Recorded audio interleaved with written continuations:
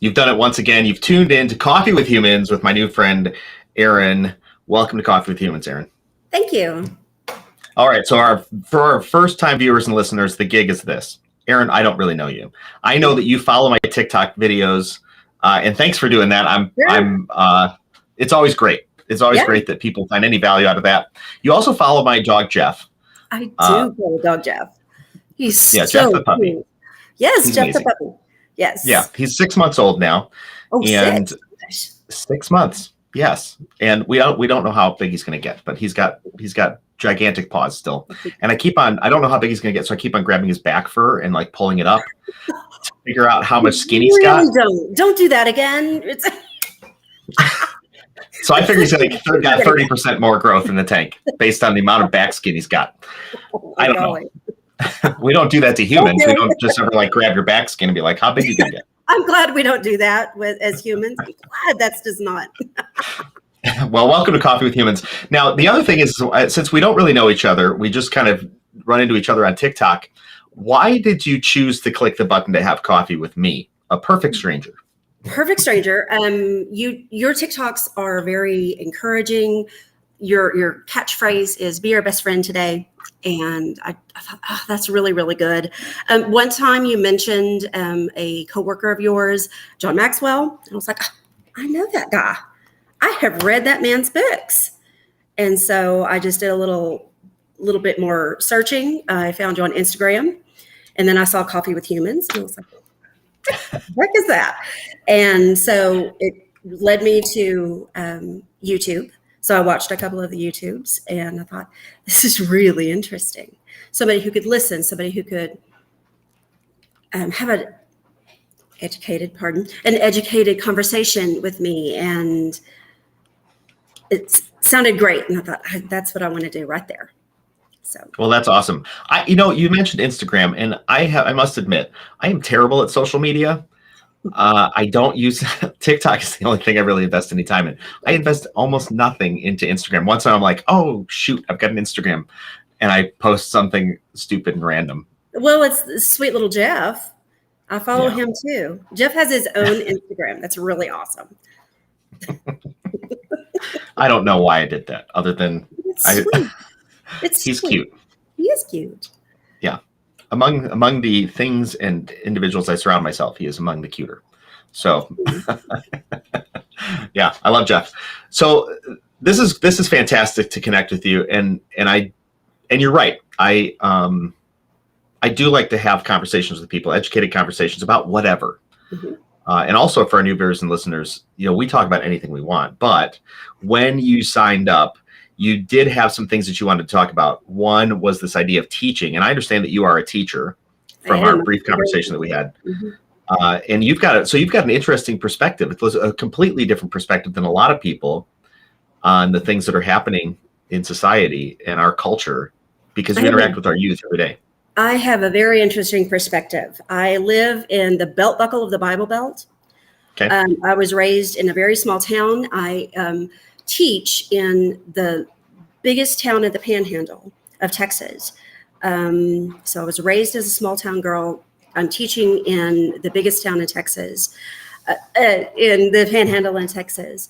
I'm a member of the Semicolon Club. I don't know what that is, but where I've been through 3 suicides, and I understand mental instability and all of the things that are going on in our nation with shootings and that kind of a thing, and being a teacher, a veteran teacher of 25 years, and the fear of every morning and every day and every time you step outside.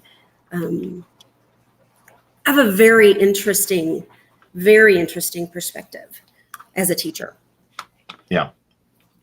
So since you're a veteran teacher of 25 years, you grew up as I did, in a time when we didn't have these questions about safety in school. It was a given that we were safe in school.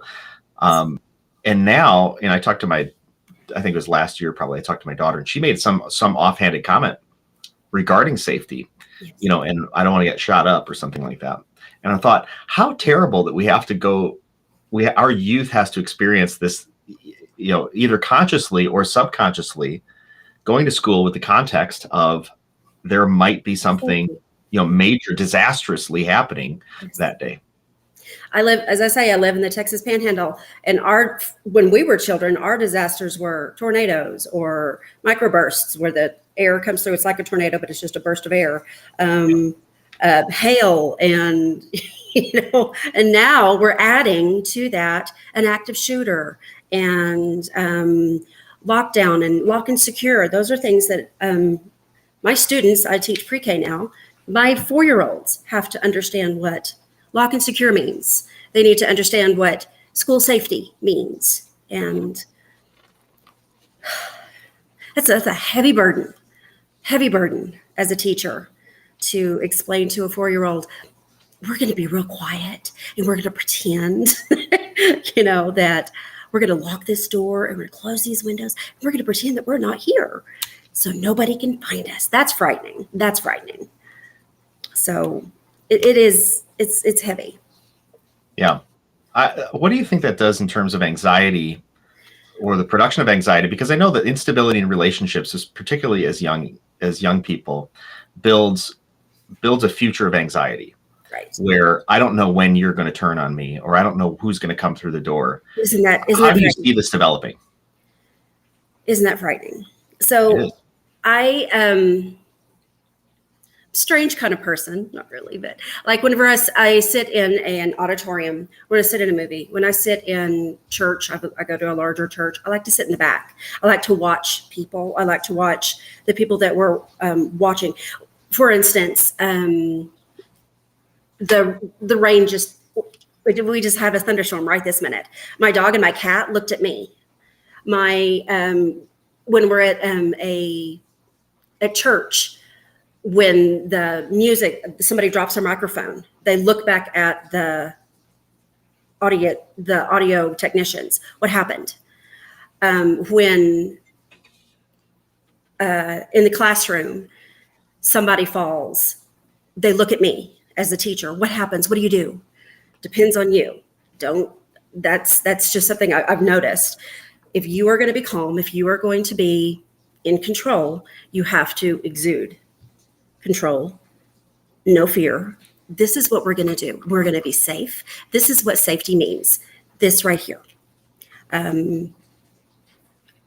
Anxiety, yes, there is anxiety, especially with 4-year-olds that I've been teaching. Any grade, any child can burst into tears. Any bit of anxiety is okay to express in the classroom. That's part of the welcoming community kind of thing. But they will always look to the person in charge to see, what do I do? What do I do? This is what you do.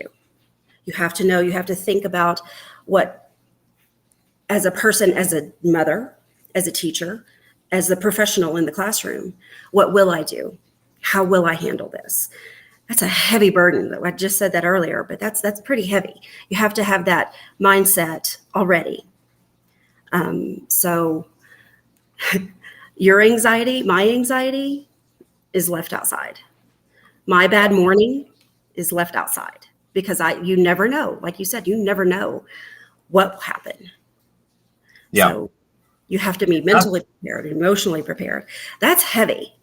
And that's what I would like to talk to you about is most teachers, most people that I teach with are doing their very, very best and have mentally prepared, have looked at the exits and looked at even just as much as what if the computer fails and what if I can't get my my great computer lesson to work, then I'm going to have to rely on this. You have to always have your second steps, plan B and C, ready to go.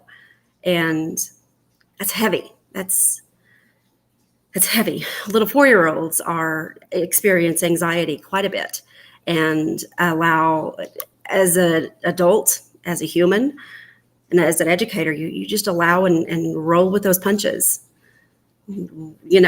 It's It's exhausting. Yeah. So when you leave your stuff at the door and then you go into this classroom to exude some level of confidence that you know what's going on, which we're just people. We know what's going on to a point, and then we're making the rest of it up, and that's okay. So you exude some level of confidence and control, and then you close the door and you leave for the day. How does that affect the rest of your life? Okay, so I have been a teacher for 25 years. Yeah. I was married for 20, and I'm now divorced. So it is very difficult to leave your personal problems at the door before you walk into your classroom, and then leave your classroom worries and difficulties there and go home and be mother and wife, or some teachers have other jobs. It's very difficult. You always wonder about who is getting fed, and if it's cold, do you have a blanket? And you get invested in those students.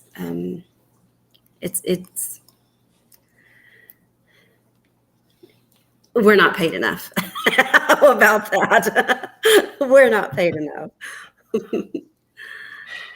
And that's because the idea of detaching in this highly relational environment is it's a myth. Doesn't happen. I can see my students of 25 years ago remember in an instant the time that they got fractions and why they got them, because I was explaining about a cake and how it is layered. And I remember their parents, and I have that investment, and they have the investment in me. Like we had said, students come in and they expect to be safe. They expect to be encouraged. They expect to be welcomed and accepted, and to be taught. That's the last of the things that they expect. So yes, it's an investment. It's an investment in your time, an investment in your heart, investment in your mind. Most teachers that I know do that, have the investment, and willingly. 25 years, I've done it for 25 years. I'm going to go do it again here in just a few weeks. Our school starts really early this year, so I'm ready. Yeah. Commitment is the least of it. Your commitment. And then those people, praise God, I'm not a high school teacher that has to grade 60 papers a night. And oh my God, I don't think I could do that. I don't think I could do that. Yeah, teaching is an interesting profession. It reminds me, Warren Buffett, one of probably the best, arguably the best investor of our time, said this. He said, when you want to go off and find a job, you should go find something that you're going to do without any money. Exactly. Do the thing that you want to do without any money, and then go figure out how to make money at it. But don't get the two reversed. And it's interesting to me also that he takes that investment theory into the companies that Berkshire Hathaway, his investment organization, goes off and purchases. And so he and his business partner, one of the criteria that they use to determine whether to invest in an organization is, would the owner of that organization that we're going to buy, is that owner invested in the company and that business, or is he invested in the money? Because if he's invested in the business, money will come and go, and that owner will stay active and involved. And if he's invested in money, there will always be an opportunity to go off and do something different or make more money someplace else. And so he will exit that business, which creates a significant amount of risk. Now, here's my tie into teaching. We talk about teaching as a profession, and I think we tend in our society, and I'm not down on our society by any stretch, but we tend to dumb ourselves down into our job and then our life over here. And I think that teaching is one of those unique areas where we see the thread of who we are as people, that we are holistic beings, and you're invested in the raising or participating in the growth and a long-term investment of individuals, which is Absolutely. not a job.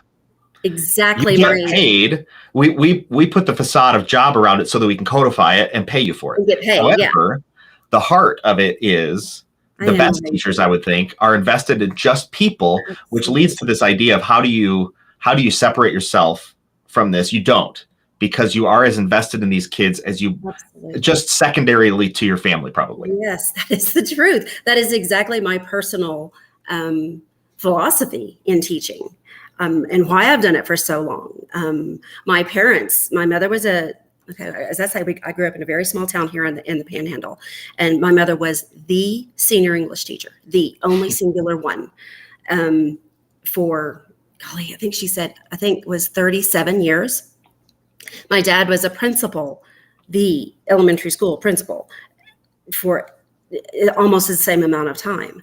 So I have seen it. I've seen investment, but then they did an investment in their jobs, investment in their students, investment in the children. But then at the same time, they did an excellent job of leaving that at school. And we came back, and I had a lovely childhood. I really did. I did. I had a lovely childhood. It's very difficult for me, as I have a daughter. She's 14. I am invested. As I say, my mother taught seniors. I teach elementary aged students. And if you go to the grocery store, you're going to see somebody that you know. Always. The cousin of, hey, my cousin was in your class. Really? You're like a superstar. So my daughter has always seen that. Like I always saw it as a small child too. So, but yes, that is my philosophy is I am completely invested in the raising. I hate to say it like that. We are warned as new teachers in college, don't get that invested. Don't get that invested. You're going to be, have them have a safe place for them, and connect with them so you can teach them in the way that they need to be taught. But you're going to have other students. You can't do that just for one and each student. But it is. I have a deep love for my students. It's what it is. I'm interested in how and why it should be any different than to be deeply invested in students.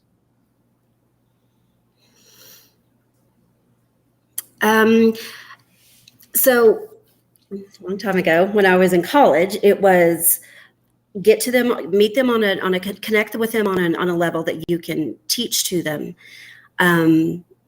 But you're not taking this child home. You're not going to feed this child. You're not going to clothe this child.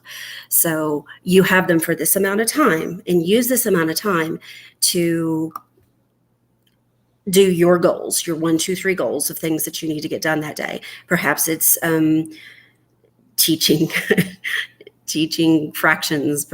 Then let them go. They need to go to their family, and you need to go to yours.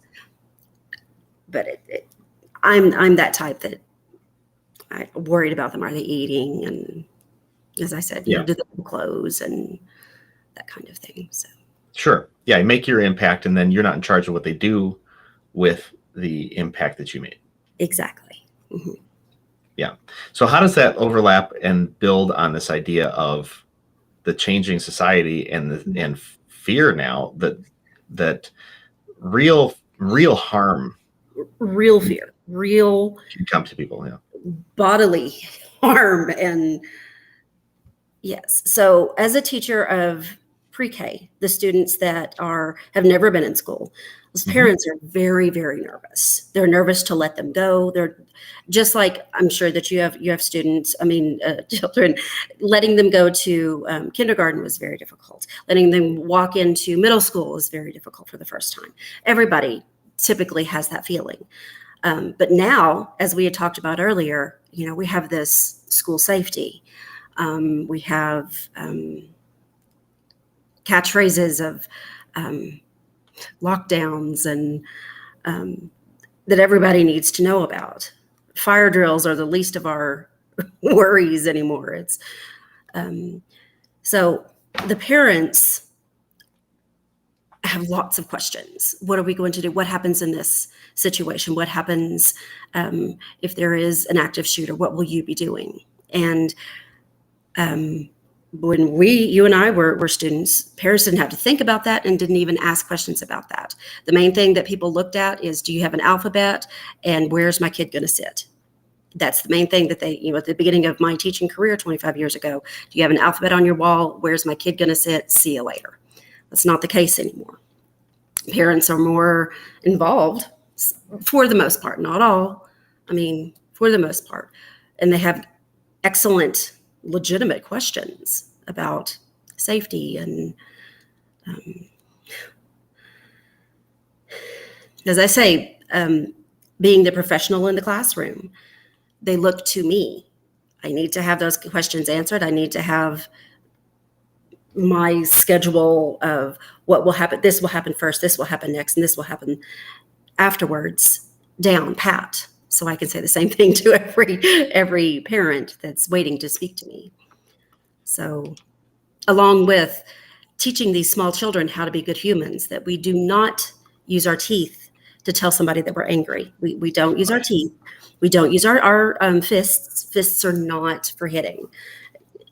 Oh, I love my job. I love my job. I wouldn't be here if I didn't want to do this every day and get excited every morning to go back to the classroom and do it every day. It's hard, and it's yeah. Right. Yeah. And I can only imagine, because I'm thinking, day in the life of a teacher, and you go to, I've seen teachers in action, and I've done a little bit of teaching now and then. And I have my own experiences, being in school for a long time. The concept that you walk into the classroom and you get the day started, right? And get everybody seated, deal with some disciplinary issues, start teaching some things, and kind of rinse, repeat. And then all of a sudden you hear in another community that something major has happened in a school. That must just dramatically change your mindset and put you on edge. Yes. Knowing that the kids are on edge, and the young kids, they can't understand even the full gravity of what has occurred. One of the things how does that change your day to day, or how do you deal with that? One of the things I wanted to talk about was I was a teacher during 9/11, and I was in a first grade classroom, and that was the first time in my generation that America was hit. Granted, my grandmother was around in World War, when Pearl Harbor was done. And after 9/11, saying the pledge was crazy. I was just in tears saying the pledge. The students understood that there was something that had happened.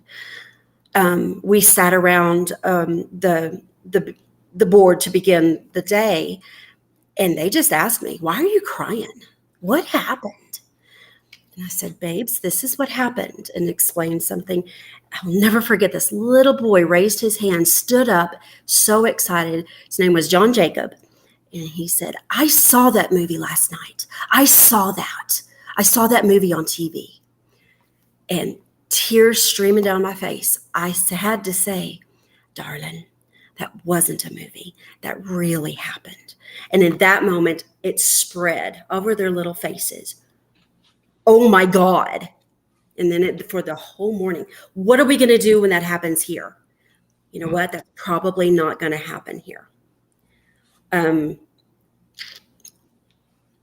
I live in the biggest city in the panhandle of Texas, and right outside our city is a place where atomic bombs are assembled.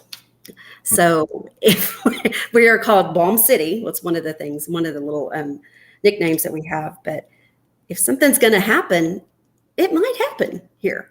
And so I don't say that anymore. No, it's not going to happen. I now, as that was 20 years ago, 22 years ago, or however long that was, I say now we have steps that keep us safe. Since then, our nation has experienced lots of shootings and bombings, Oklahoma City, and within which appears to be increasing. And I don't have any statistics in front of me, but looking at this idea of we used to be attacked from the outside and now we attack each other. Just as a general framework, we used to be attacked from the outside from our enemies, and now we are enemies of one another. And that is taught at a very young age, simply because that's what people see. And media, and back to you mentioned, the kids thought, well, that's a movie. Even if you look at the movies that are produced, movies demonstrate to us, in some cases, the worst things that we would ever want to happen. And we just keep looking, watching. Right. Destruction. One person did because he was angry. I want to be that angry too. Believe me. I've thought about this quite a bit. Yeah, we seem to be, layering problems on ourselves. I agree. By allowing the creation or the and I don't say that to suggest that we shouldn't allow it, because freedom of speech is one of the biggest things that this country is built on, and I think that is extremely important that we maintain that. But we seem to be creating our own trouble. The envelope is always being pushed. Well, there's no more table to push the envelope to. There's no more edge. The envelope is being waved around. There's no more pushing the envelope. And we even point fingers at one another. Even with some of these shootings, if we look at some of the media, the shooting happens in a school, and then all of a sudden we point and say, well, yes, but look at those people. They didn't do enough to do whatever, which is almost to say, if somebody robs my house tonight, am I at fault that I didn't do enough to keep a robber out of my house?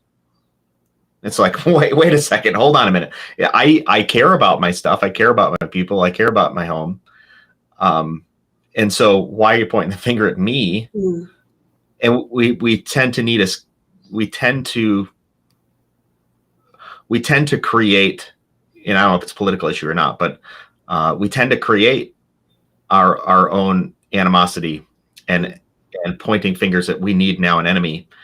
And we can't just say, our society we've lost a framework for respect, and why we should even why we actually should fundamentally care about people as real humans.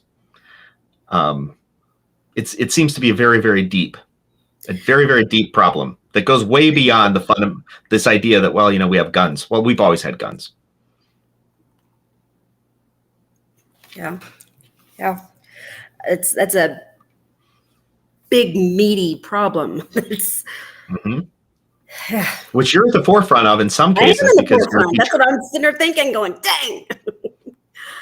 You're at the forefront a couple ways. One, you're a teacher, so you teach a generation, and two, you protect a generation in a system that is directly affected by these mass casualty events. Absolutely. That is the truth. And the people who are least affected about it seem to have some of the greatest voice. Said a mouthful right there. Right there. Yes. Well, I can't even speak to that. That's just, I don't have anything good to say, don't say it. That's very, very, very difficult for me to, as a teacher, going to school every day, who, in my humble opinion, I feel like I help raise your kids. And you do. These people are telling me I'm not doing enough. I need to do. No, you don't get to. It's very, very, very difficult. It's a weighty issue, and the more detached we get from some things, the more oversimplified things get. True. Right. So I'm not a teacher, and so my idea of teaching is very simple. Right. And so I might look at you and say, well, but why don't you do this? Why don't you do that? And you're like, hey, wait a second, spend a day in my shoes. Better yet, spend 25 years. And then let's have the discussion. Let's have this discussion. Which we know from our own children, right? I mean, this idea that we tell our kids, well, wait until you grow up, which is an asinine thing to say to a child, right? They literally can't do anything with that information until they grow up. Stop saying it. Yes. But exactly. we do that with one another. We do. Yes. We hypersimplify and then say, and why don't you? And we're looking for the simplest of explanations when in fact these are very complicated problems. Yes, I agree. And they should be, and the more complicated a problem, the more likely it is to be best addressed by the person who deals with it every day. There's upfront and close to it because they understand the nuances of it. They should have the greatest voice. Mm-hmm. It's not that they're right necessarily in the grander scheme, because now we need to find if we're all coming together for this soup of a culture. Right. And I bring my ingredients and you bring your ingredients. Well, we better make sure our ingredients work together for this soup. So we need to have good communication, clear communication, because we both woke up this morning wanting to do a good job. Sure. We have to fundamentally agree on that. 99% of people woke up in the morning and said, hey, I'd like to have a good life. Mm-hmm.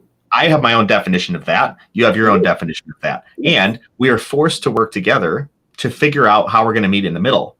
Right. Which is the beauty and also maybe the ugly part, of the society, the culture we live in. And you get to be heavily at the forefront of it because outside a parent, you're probably the person that child sees most. Very much. Yes. And we're reminded of that daily. We're reminded of that, how much time that we spend with the students and how much emphasis, even just the reading of a story, I fall and drop my coffee cup and the thing that comes out of my mouth is going to come out of their mouths too, So yeah, they're watching you. I mean, the idea that, children don't do what you say, they do what they see. Right. They're watching you as a teacher. 100%. And I know, I've gone through, I went through two different high schools. One was, my first high school was I spent freshman and sophomore years there, and the teachers were all very young. Some of them were fresh out of school, and it almost kind of had this home type atmosphere. Like, hey, when you're done with your test, go sit on the couch in the back, and that was kind of neat. It was kind of friendly, and that was neat. It was a good social club. And it's not that we weren't taught well; we were taught fine. I know what you're saying. But I went to another school for my junior year and senior year. And my math teacher had a doctorate. My English teacher had a doctorate. And you could hear a pin drop in those rooms. Sure. There was no, like, when you're done with your test, you're going to get your butt up and go to the sofa in the back with your buddies. Which the discipline of that was remarkable. And it wasn't that it was less friendly. But it was disciplined. And that discipline created freedom and safety and learning. Sure. Which kind of the free-for-all environment did not, But in some look, I'm such a teacher. But in other people's, they felt more free being able to go back and sit, being able to bring your Coke into class, being able, and in your experience was different from another person's experience, and the same thing. Opposite, being in a climate controlled classroom with you watched your teacher, then you did your work, and then you went and turned it in, and then you came back again and did the exact same thing the next day. Somebody else felt oppressed in that situation. Yeah. And right. And then the I don't know, you use the word oppressed. We don't know oppression. Granted. Yes, I understand that. I do know. Walk your butt to the other side of the country or the other side of the world. And then you'll know oppression. Then you'll be thankful for anything. Anything you got here in the United States. relax. Exactly.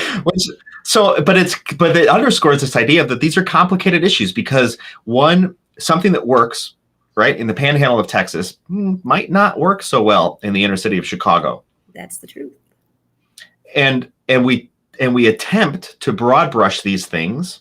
Let me be more clear. We attempt to broad brush solutions, yes, onto very unique microcultures, situations, exactly.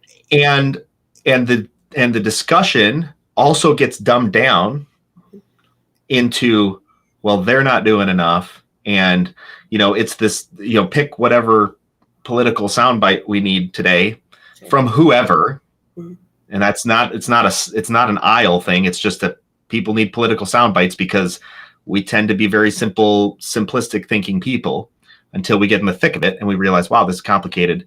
And you're trying to do a great job. I'm trying to do a great job. And we have vastly different experiences, yes, and sometimes vastly different solutions.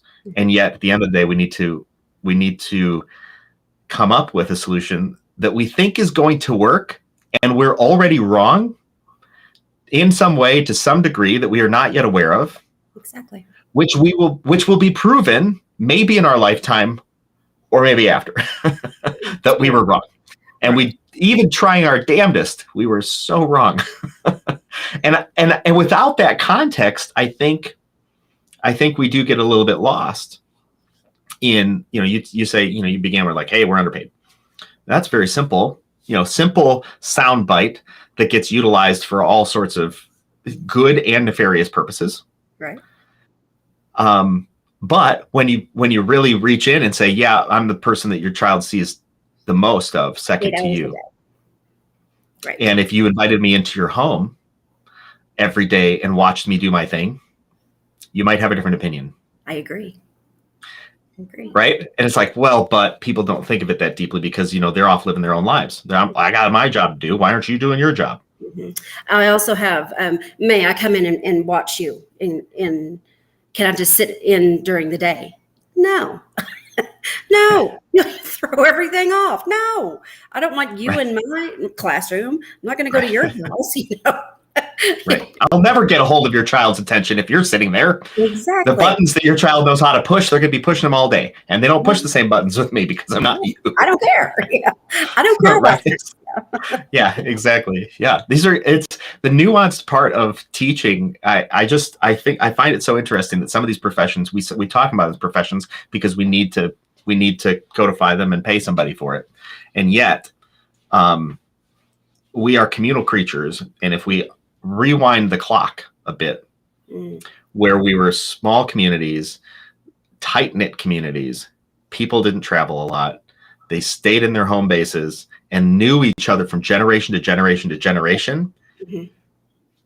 That communal culture, I think it, over time, this idea that, we pit one person against each other or one group against each other, it can't survive in a highly communal environment. Mm-hmm. If you're really pitted that far away, you'll be exited. Go find your people. Right. I come from a very small community, and in the Texas Panhandle, it's the Amarillo is where I teach, and I'm right here in the middle, and all the rest of it are those little communities. Everybody knows everybody, who your grandma was and what she did for a living, and so. Again, I have a very interesting perspective. I came from that community, and now I went to the big city in the Panhandle of Texas. You are around. Apparently, I gleaned that you're in Chicago. The Chicago I'm area? Outside Chicago. Yeah. Going to Chicago is a huge thing. I mean, yeah, I have inner city kids here in Amarillo, and yes, they're not as heavy duty as your kiddos in the inner city, but we still do have an inner city. As well as those kids who live outside of Amarillo and are bused in the same classroom. Yeah. So those communal ideas of one spot outside of Amarillo, Texas, and then the communal idea of those people who have never moved outside of the inner city and all are very different communities, and then they're coming into my classroom. And we're teaching about safety. And we're teaching about safety for both of those students is completely different. Right. The And words mean something different. very, very different. And fight in both communities means something completely different. Right. And Yeah. It's like when my kids were like, you yelled at me. It's like, no, I did not yell at you. promise you I didn't. Like, you want to know yelling? Let's go talk to this neighbor over there and let's listen in to their family at 6 o'clock at night. Mhm. Right. It's like, then you'll hear yelling and Right. you're be thankful that, that I don't yell at you. Yeah. These are complicated issues and you're at the crux of it. Yes. Is there an answer? No. I needed to get this off of my chest saying we're doing our very, very best, most of us, and no one is at fault for not doing their best. I'm sure you've seen a video of a teacher walking down the hall, stopping for a moment, putting on a smiling and happy face, and then going into the classroom. That's what we do for the most part. That's your students, your children are our whole job. Not teaching math, not teaching how to read. I do those things, but your children are our job. Safety is huge, and we take it all very seriously as teachers. Large brush there again, but yeah. Well, it's the same as any other group of people. There's the vast majority of people in my experience, at least, the vast majority of people take their lives seriously and take other people's lives seriously. And then there's a minority of people who don't. Right. And unfortunately they get the press. They do. I was just thinking they're the ones on TV. They're the ones that why have we yelling and screaming about stuff. It's like, well, I don't have time to yell and scream about it. I promise we haven't failed everybody. I promise. Terrible. Yeah, it's such a shame. So I've got an idea. As a teacher, I proposed this idea. Okay. We talk about this idea of communal, this heavily communal culture that creates a certain type of society, and yet we live in a global society. Yes. A person on the other side of the country is a click away, just like you and me. And I've got friends on the other side of the world. Yes. Who, let's say COVID, this global experience. I talked to a guy in South Africa who basically was telling us, get over yourselves, US. You're arguing about whether you're going to get $600 a week added to your paycheck, and we're living on $20 a month per person. And this idea of, social distancing. No, we're living 10 to a flat. And the economy is so busted that we're not seeing an increase in COVID cases in our hospitals. We're seeing an increase in child malnutrition because people are trying to stretch the food that they have for their kids. So, and I was like, wow, that's really interesting perspective. Oh, by the way, our power shuts off 4 hours a day. And if it gets to, 6 hours a day or whatever, it's going to take them 6 months to turn it back on because that's how the system works. Oh, well, even saying those words, I have no context. Nothing. Because I never, it's just not in our vocabulary that these things exist.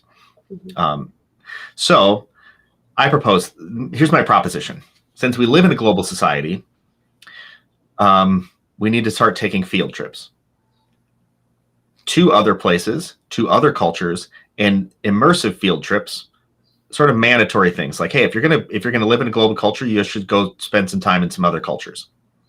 So as part of our educational experience, why don't you go spend 6 months or a year in some very different culture, either in the US, because we have significantly different cultures, or globally, and gain some perspective, not just for the people who can afford it, but let's build it into our educational system. So that when you sit around a table of people and you figure out, hey, in Amarillo, we have this issue that we need to address. I've lived in completely different cultures, and I have a global experience, much greater than, I was born and raised in Amarillo. I was born and raised in Rockford, Illinois. And I've had the privilege of traveling globally and seeing things. And I have the privilege of talking to people all around the world. Most people will never experience that. True. And it has only provided me value. But it's not enough that I talk about it. It's something but it's not enough as getting somebody else to the other side of the world. Why don't we, you want to go invest in something, grow people by sending them across the planet.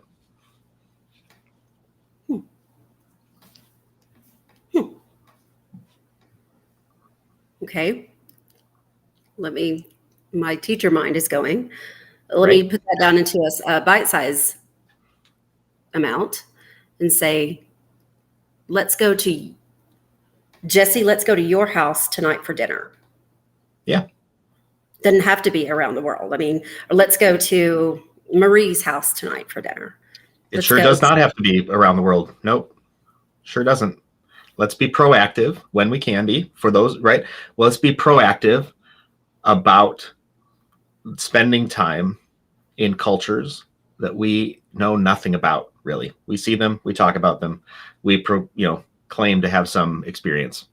But why don't you go spend some time there? A significant amount of time. Right. That's very interesting. I'll think about that. I think that's we have in times past, not anymore after COVID, but we have had moments where I've had for Christmas celebrations. We don't call it Christmas anymore. Winter holidays. It's another thing. Or Thanksgiving or different other celebrations. Bring up one of the foods that you eat during Christmas time is what we used to call it. And it didn't matter what it was. And we shared that. That was interesting and fun. And the parents always, came in their outfits that are important to them and something that they wore long time ago. Of course, we wouldn't do anything like that now at all. But it's very interesting. It's the only thing I can think of that I've ever seen. When I was a child, we did that. And then when I was a teacher, I did that just a couple of times to bring in parents and bring in dishes that they have served in their homes to let us taste them and talk a little bit about the culture. But if we look at adults, if we look at adults who are the most well-rounded socially, the most respectful socially, the people who get the most done socially, which is, everything we do is a social thing, right? Mm-hmm. We just working with other people. The people who work best with other people have been around the most diverse set of people. That's truth. That is the truth. In that we are accepting of those people. Doesn't mean we agree, but we are accepting. Right. It doesn't mean we agree on all things, exactly. But we know how to accept each other as people and know that we disagree, and we still can get stuff done. Yes. Yeah. I consider myself in a part of that group. Been around a lot of different people. Enjoyed it. I've enjoyed my time meeting all these new people and new families, and I have. My mind goes immediately to about 10, 12 different families that I've met. Interesting and fun. And yes, I agree. That's an interesting concept. Maybe I'll bring it to my superintendent. I go back to school in just a couple of weeks. Maybe I'll bring, guess what my friend says? He says we need to go on a trip. We have to go to Paris. Right, exactly. On a plane with 4-year-olds. Yes, let's go. Woo! 154-year-olds. Wow. No. Could you imagine? And that was when that idea got squished. Boop. Because there were no chaperones. All the parents were like, hell no. See you later, bye. Right? Exactly. Oh my gosh. These are complicated issues for sure, but I'm glad that you are a thoughtful, caring individual who's at that intersection of ability to change these things and understand them the best too. So that's fascinating, and I'm super happy that you're here. Thank you. So we're at kind of the end of our time here on Coffee with Humans. I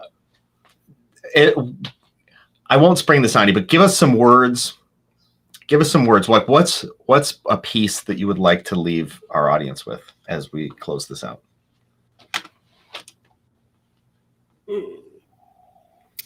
Let's see. Thank you for springing this on me. I don't want to. I know. I said I wouldn't spring it on you, but I did. Oh, yeah. Okay.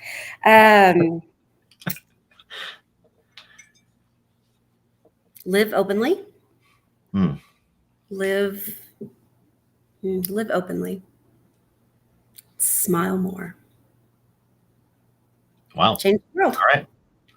Live openly, smile more, change the world. It Those will are great change. words. That's not what I That's mean. true. Live All right. openly and smile more. You can change the world. That's it. There we go. Awesome. Well, thank you so much, Erin, for being on Coffee with Humans. I really appreciate you. We're going to close this out with a closing video, and then I'll see you in just a little bit. All right. Bye, audience. Catch us next time on YouTube, LinkedIn, Twitch, Facebook, and more. Bye.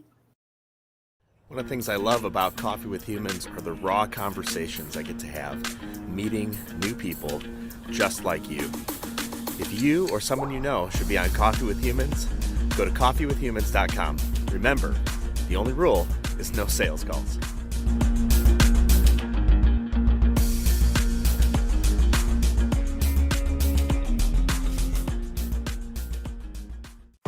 This has been Coffee with Humans. Subscribe to get updates or click to have coffee with me. coffeewithhumans.com.